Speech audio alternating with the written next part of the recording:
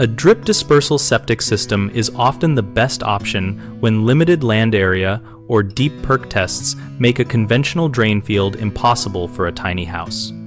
A properly designed, low-pressure pipe drip dispersal system starts with accurate hydraulic sizing of the septic tank, pump tank, and dosing cycle to match the expected daily flow and peak use patterns.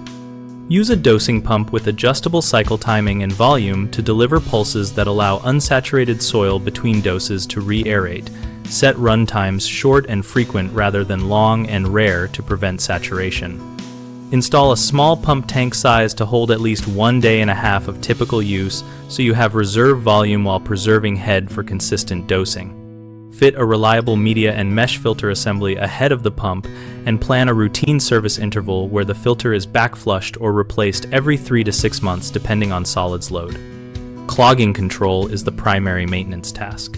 Lay drip tubing in shallow, narrow trenches no deeper than the biologically active soil layer and backfill loosely with screened native material to promote even dispersion. Include pressure compensating emitters of low flow rate to prevent preferential flow.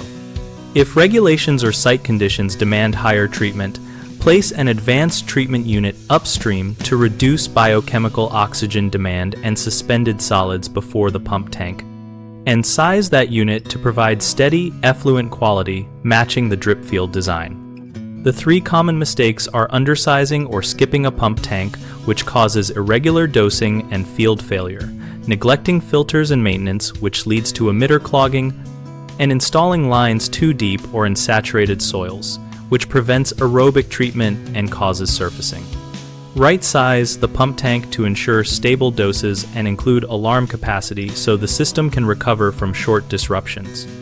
Commit to a written maintenance schedule for filter service and emitter flushing, and train occupants to avoid putting fats, solids, and non-biodegradables into the system. Place lines within the active biologic soil, add a shallow sand or amended zone if native soil is poor, or use an upstream treatment step to improve effluent before dispersion. BigHomeProjects.com connects homeowners with local contractors experienced in alternative septic dispersal methods and helps contractors find work focused on small site solutions.